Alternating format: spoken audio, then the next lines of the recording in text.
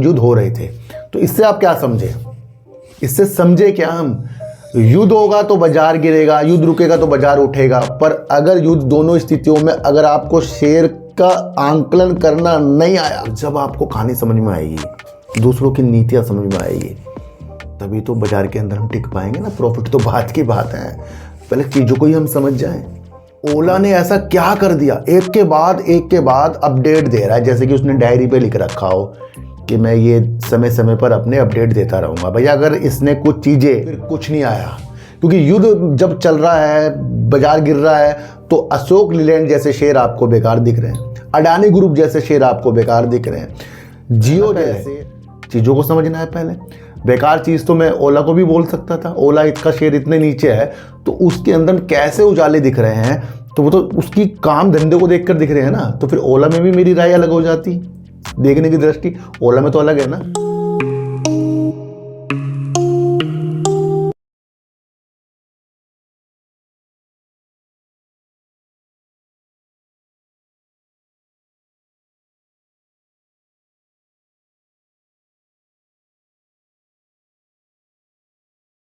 नमस्कार, मैं स्वागत करता हूं आपका अपने ही चैनल पर जिसका नाम है सार्थक बाजार से। देखो सर, आज की वीडियो ना सुबह 10:15 बजे करीब बन रही है, क्योंकि मुझे काम पर जाना है और इसलिए मैंने ये वीडियो पहले बना दी। इस वक्त जो बाजार चल रहा है बड़ी तेज़ी में चल रहा है, धमाकेदार चल रहा है, और वो आपको पता है क्यों चल रहा है, उस पर भी चर्चा करेंगे। पर मैं ये आपको बता दूं कि ये वीडियो बन रही है सुबह और ये आएगी रात को।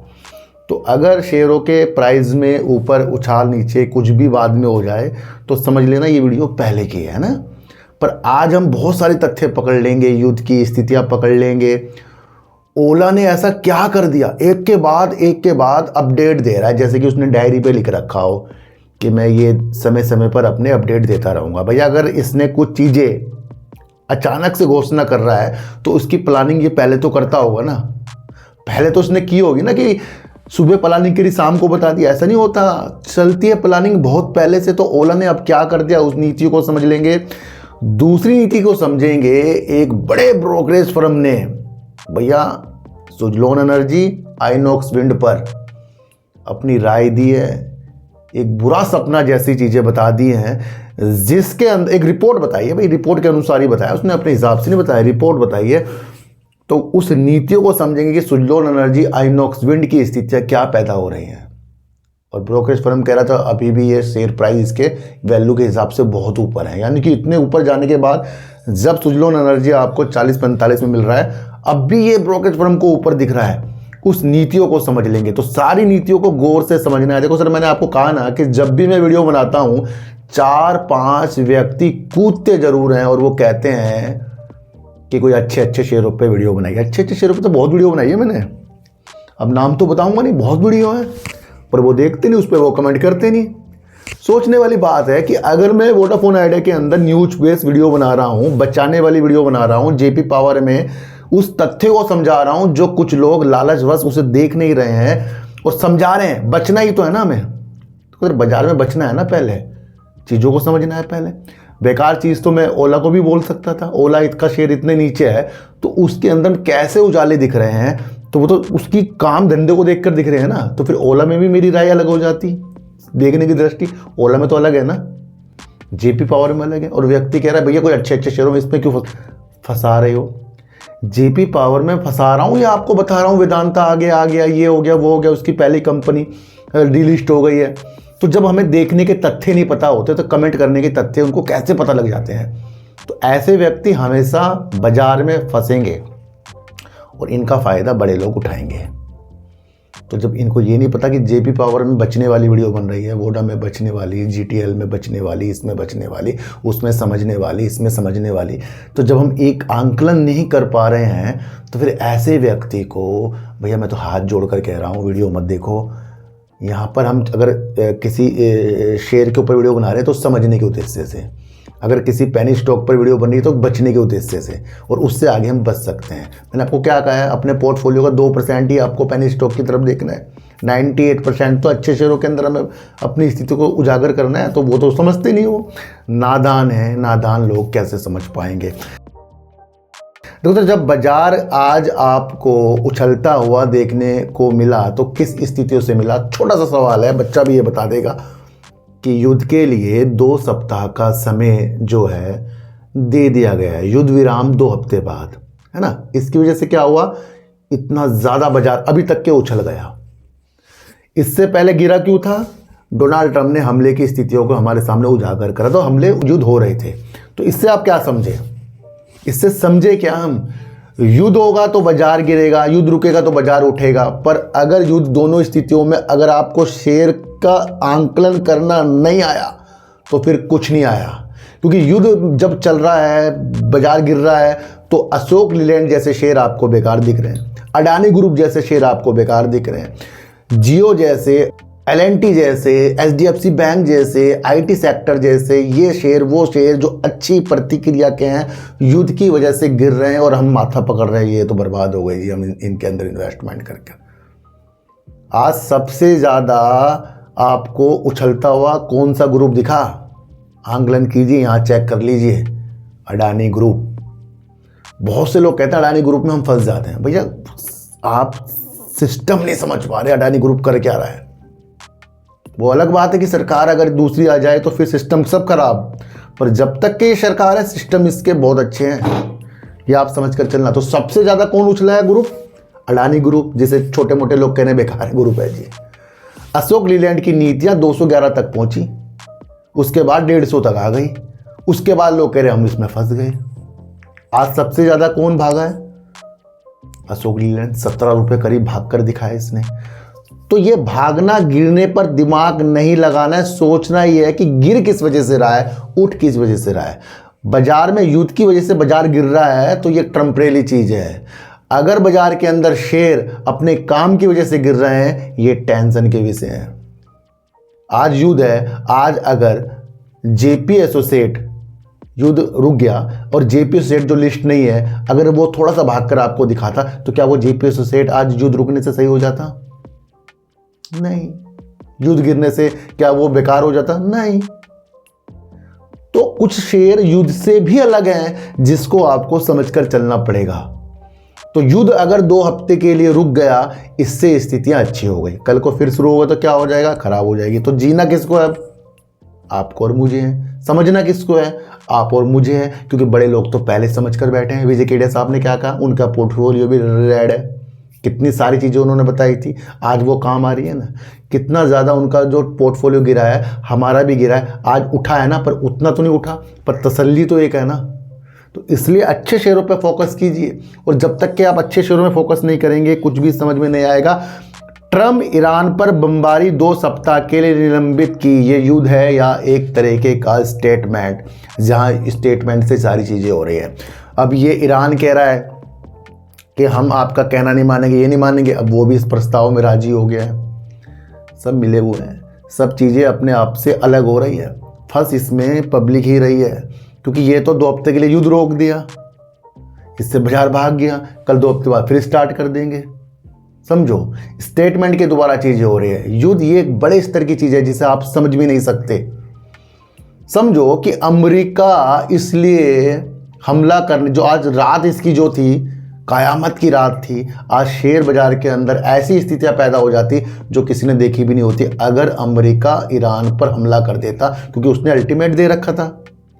अब अल्टीमेट दे रखा था तो ईरान जो के चीज़ों के बर्बादी के साथ हम क्या देखते हैं, आज बाजार पूरा बर्बाद हो जाता, क्योंकि वो तेल का रास्ता, वो सब चीज़ें आपको पता ही है। अब अमेरिका के जो राष्ट्रपति है डोनाल्ड ट्रंप जी, किसके कहने पर रुक गए? पाकिस्तान के। पाकिस्तान तो हीरो बन गया यहाँ पर। पाकिस्तान के प्रधानमंत्री और सेना के बड़े अध्यक्ष ने ट्रम्प जी से बात की कि हम इस तरीके से चीज़ें कर रहे हैं, आप मान जाइए, 2 सप्ताह के लिए चीज़ें कर दीजिए, हर एक चीज़ संभव हो जाएगी। तो ट्रम्प ने ये अपने सोशल मीडिया में बता दिया, इसलिए वो युद्ध रोकने में 2 हफ्ते के लिए कामयाब हो रहे हैं। पाकिस्तान हीरो बन गया। मतलब डोनाल्ड ट्रम्प इतना बड़ा देश, राष्ट्रपति, और वो पाकिस्तान की बात मानेगा? समझो, यहाँ बहुत तगड़े तगड़े खेल चल रहे हैं जिसे आप समझ भी नहीं सकते। क्या बताना आपको, सब कुछ चीज़ें इसके अंदर पता ही है, सोशल मीडिया में इन्होंने सब कुछ लिख ही दिया है। देखो सर, अगर ईरान पर हमले बंद नहीं होते तो ईरान हमला करेगा, और अगर ईरान पर हमला बंद हो जाता है तो ईरान हमला नहीं करेगा, साफ सीधी बात है। तो यहाँ पर सबसे पहली बात क्या है कि अमेरिका ही हमला कर रहा है। फिर जब ईरान जो कह रहा है, यानी कि ईरान कह रहा है मेरे पर हमला करोगे मैं हमला करूँगा, तो ये भी आप समझ कर चलना। ईरान की सर्वोच्च राष्ट्रीय सुरक्षा परिषद ने कहा कि उसने युद्ध में 2 सप्ताह के युद्ध विराम को स्वीकार कर लिया है। जो इतना तबाह अमेरिका की वजह से हो रहा था वो इसकी बात मान गया 2 हफ्ते के लिए, और 2 हफ्ते बाद फिर स्टार्ट हो जाएगा लगता है। तो इतनी आसानी से ईरान मान गया। क़यामत की रात थी, जो क़यामत की रात थी वो हो चुकी है, ये आप समझ कर चलना। तो ये वो स्थिति थी जिससे बाजार के अंदर आज रौनक आ गई। तो ये सारी कहानियाँ जो है इसको समझना तो है, पर आपको सबसे वैल्यूबल चीज़ ये समझनी है, युद्ध से बाजार गिरेगा, युद्ध रुकने से बाजार उठेगा, और इन दोनों की स्थितियों से शेयर की कीमत जो है वो ऊपर नीचे होगी, पर कंपनी की वैल्यू इन दोनों स्थितियों से कभी बेकार और अच्छी नहीं हो सकती। ये आपको समझना है, बस इससे ज़्यादा आपको नहीं समझना है। ओला की 4680 बैटरी अपने आप में एक बेस्ट। ओला की एक गीगा फैक्ट्री है जहाँ बैटरी के ऊपर बहुत अच्छा विनिर्माण कर रहा है। उसके अंदर वो 4680 बैटरी और अलग नीतियों के साथ आगे बढ़ रहा है। 6 गीगावाट तक की अपनी इस फैक्ट्री को पहुँचाने के लिए वो आगे बढ़ रहा है और अच्छी खासी चीज़ें ओला अब करता जा रहा है। ओला की गाड़ियों के अंदर 4680 अब नई तरीके से लगती जा रही है, जो एक अच्छी स्वदेशी बैटरी है। इसके दम पर ओला की जो गाड़ियां हैं हज़ारों किलोमीटर के सफ़र रोज़ तय कर रही है। तो ओला यहाँ पर सिर्फ गाड़ी नहीं बना रहा, बैटरी भी उसकी बना रहा है, और कई चीज़ों के अंदर ओला अपने हाथ को आजमा रहा है। ओला अब और सस्ती गाड़ियां देने के लिए एक ऐसी उसने बैटरी का निर्माण कर दिया जो अपने आप में एक ओला के बढ़ते कदम को चार लगाने वाली चीज़ है। 4600 एक ऐसी बैटरी इसने बना दी जो कम लागत में बनेगी और 4680 से ज़्यादा उसका आकार होगा। तो ये नीतियां हैं जो आज ओला की स्थितियों के साथ आप देख रहे हैं। ओला इलेक्ट्रिक ने स्वदेशी 4600 LFP सेल की तैयारी की घोषणा कर दी है। ओला इलेक्ट्रिक ने मंगलवार को अपने द्वारा विकसित लिथियम आयन फॉस्फेट, इस तरीके से इसने एक बैटरी बना दी है, कि घोषणा कर दी, जो इलेक्ट्रिक मोबिलिटी को गति देने और एक पूर्ण ऊर्जा परिस्थितिकी तंत्र बनाने के अपने मिशन में एक महत्वपूर्ण मील का पत्थर साबित होगा। अच्छा, थोड़ा सा इसके अब हम की पॉइंट अगर आपको बता दूं तो आपको ये चीज़ें समझ कर चलनी पड़ेगी। ओला अब तक NMC निकल मैग्नीज कोल्बेट सेल्स को इस्तेमाल करता था, लेकिन नया 4600 सेल LFP केमिस्ट्री पर आधारित होगा। तो ये आप समझ कर चल सकते हैं, बड़ा साइज और ज़्यादा पावर, यानी कि 4680 से बड़ा साइज और ज़्यादा पावर वाली बैटरी का निर्माण इसने कर दिया है। तो ये आप समझ कर चल सकते हैं, कीमत में कमी भी कर सकता है। ओला का दावा है कि खुद के सेल बनाने से स्कूटर की लागत कम होगी। तो यानी कि लागत जब कम होगी तो हर घर ओला ही संवरेगा, क्योंकि अगर ओला इस तरीके से अपने पंख को पसारेगा, रेट कम करेगा, अपनी बैटरी को लगाएगा और सर्विस का अच्छा वादा करेगा, तो ओला तो फिर हर घर के अंदर पसरेगा, है ना। तो ये आपको समझना है, जिससे ग्राहकों के लिए गाड़ियाँ और सस्ती हो सकती है। ये एक बहुत इंपॉर्टेंट चीज़ है। ओला ये LFP सेल्स को भारतीय मौसम के लिए ज़्यादा सुरक्षित और टिकाऊ माना जाता है। जो हमारे भारत के अंदर अधिकतम तापमान हो जाता है, भैया बैटरी ना फट जाए, तो उस पर भी कंट्रोल करने की स्थितियों के साथ इस बैटरी का इसने निर्माण किया है। तो ये स्थितियाँ हैं जहाँ पर आपने ओला की नई बैटरी की घोषणा कर मैं आपको फिर कह रहा हूँ, ओला जो भाग रहा है वो उसकी उड़ान नहीं है। ओला अपनी और अभी जो इकाइयाँ इसकी बिकेगी वो अभी अपडेट आगे ज़रूर से ज़रूर देगा। तो ये आपको समझकर चलना पड़ेगा। तो ये सारी नीति थी जिसे आज आपने ओला के माध्यम, जो उसकी बैटरी बनाई है उसके माध्यम से आज हमने ओला की स्थितियों को समझा, है ना। तो आपको ना एक चीज़ समझ में आनी चाहिए। देखो सर, आपको चाहे छोटा शेयर हो बड़ा शेयर हो, उसकी कहानी समझ में आनी चाहिए। और जब आपको कहानी समझ में आएगी, दूसरों की नीतियाँ समझ में आएगी, तभी तो बाजार के अंदर हम टिक पाएंगे ना। प्रॉफिट तो बात की बात है, पहले चीज़ों को ही हम समझ जाएं। तो कमेंट करने वाले अपना कमेंट करते रहेंगे और हम उनको फिर से समझाते रहेंगे कि हमें शिद्दत से बाजार के अंदर जो चीज़ें समझनी है उस पर दिमाग लगाइए। क्यों सुजलोन एनर्जी, आइनॉक्स विंड और NTPC ग्रीन एनर्जी का एक बुरा सपना सामने आने वाला है, क्योंकि एक ब्रोकरेज फर्म ने अलग नीतियों के साथ चीज़ों को बताया। थोड़ा सा पढ़कर सुनाऊंगा, फिर इसके बारे में आपको समझाऊंगा। सुजलोन और आइनॉक्स विंड ऊर्जा पर ध्यान केंद्रित। बर्नस्टीन ने CERC द्वारा मानदंडों को सख्त करने के कारण पवन ऊर्जा कंपनियों के शेयरों के लिए दुःस्वप्न की आशंका जताई, यानी कि बुरे सपने की आशंका जताई है। इससे क्या आप समझ रहे हैं? इससे आप ये देख रहे हैं कि बाजार के अंदर जो पवन ऊर्जा पर वर्क काम करती है कंपनियां, उनके लिए कुछ मुसीबतें सामने आ रही है। बर्नस्टीन को चेतावनी का सच क्या है कि उसने सुजलोन एनर्जी, आइनॉक्स विंड और NTPC ग्रीन एनर्जी के लिए अपनी स्थितियों को और अलग ढंग से हमारे सामने प्रस्तुत किया है। CERC के जो नए नियम के अनुसार क्या सुजलोन एनर्जी इनके लिए बुरा वक्त शुरू होने वाला है? देखो सर, चीज़ों को अगर हम समझें तो बर्नस्टीन की सेल रेटिंग के पीछे के 3 कारण क्या है, उस कारण को अगर हम आज आपके सामने प्रस्तुत करेंगे। सुजलोन और आइनॉक्स जैसे मल्टीबैगर शेयरों में अचानक गिरावट की आशंका क्यों जताई जा रही है? और दोनों ही शेयर चाहते हैं हम सबके। और देखो मैं आपको क्या कह रहा हूँ, कभी भी किसी के अंदर न्यूज़ आती रहेगी, आपको न्यूज़ से घबराना नहीं है। सबसे पहली बात तो आपको ये रखनी है, कुछ भी मापदंड अगर इलेक्ट्रिक विद्युतीकरण द्वारा जो भी नियमों के द्वारा चीज़ें करेंगी, किसी भी क्षेत्र के लिए अलग अलग सेक्टर की अलग चीज़ें होती है, तो वो हमारे सामने तो आएगी ज़रूर। नियम के अनुसार ही वर्क होगा। अब उस नियम को आपको समझना है। बर्नस्टीन जैसी बड़ी ब्रोकरेज फर्म ने इसे एक बहुत काला सपना, बुरा सपना समझ लो, वो कह दिया है। और CERC के सख्त मानदंड क्या है, पहले आप ये समझ कर चलो। ग्रिड कनेक्टिविटी, जैसे ग्रिड है ना, जैसे बिजली बन रही है, फिर ग्रिड से उसे कनेक्टिविटी के लिए चीज़ों को समझो। CERC central electricity regulatory commission नियमों को सख्त कर रहा है। क्यों? ताकि केवल गंभीर प्रोजेक्ट ही ग्रिड का हिस्सा बन सके। गंभीर प्रोजेक्ट यानी कि जिसकी ज़रूरत है, जो एक बड़ा प्रोजेक्ट है। तो इससे क्या होगा? इससे बड़ी उलझनें पैदा होने वाली है। प्रोजेक्ट में देरी हो सकती है। अगर कंपनियां समय पर प्रोजेक्ट पूरा नहीं करती तो उन पर भारी पेनल्टी लग सकती है। अगर कंपनी ने कुछ प्रोजेक्ट पकड़े जो गंभीर हैं, उसको पूरा करके नहीं दिया, तो क्या होगा? कंपनी पे पेनल्टी लगाएगी CERC। तो ये आप समझ कर चल सकते हैं। मार्केट का डर क्या है? नियमों के कारण नए ऑर्डर मिलने की रफ्तार धीमी हो सकती है। जैसे आपको पता है ना, अभी सुजलोन एनर्जी, आइनॉक्स विंड, इनके पास अच्छे खासे ऑर्डर हैं, NTPC के पास भी अच्छे खासे ऑर्डर हैं, तो उनको फिर ऑर्डर मिलने में प्रॉब्लम आ जाएगी ना, क्योंकि गंभीर, समझो कि फिर गंभीर प्रोजेक्ट ही ग्रिड का हिस्सा बनेंगे, तो हर एक तो फिर उठाकर फिर ग्रिड के लिए बिजली को पैदा नहीं कर सकता। बहुत सारी चीज़ों के आप चीज़ें समझ कर चल सकते हैं। ओवर वैल्यूशन, अगर उसको बर्नस्टीन जो एक ब्रोकरेज फर्म है, उसको एक इसके अंदर दिख रहा है, वही शेयर्स के ऊपर भाग है। रिपोर्ट के अनुसार इन शेयरों की कीमत उनकी असल कमाई की तुलना में बहुत ज़्यादा हो गई है, यानी कि अभी भी इतने गिरने के बाद भी शेयर की वैल्यू बहुत ज़्यादा है। सप्लाई चेन की दिक्कत, क्या ये कंपनियां बढ़ती मांग को पूरा कर पाएंगी? ये भी आप समझ कर चलना, क्योंकि मांग तो बढ़ती जाएगी। बर्नस्टीन ने जो कम टारगेट प्राइस दिए हैं, उनका हम क्या समझ सकते हैं? हम ये नहीं जिक्र करेंगे क्या रेट दे दिए, पर उसने सेल की रेटिंग दी है। तो आप ये भी समझ सकते हैं, भारत का लक्ष्य 2030 तक 500 गीगावाट का रिन्यूएबल एनर्जी का है। और सुजलोन जो है कर्ज मुक्त होने और आइनॉक्स विंड की मजबूत ऑर्डर बुक इन स्थितियों को दर्शा रही है कि इनके पास काम की कमी नहीं है।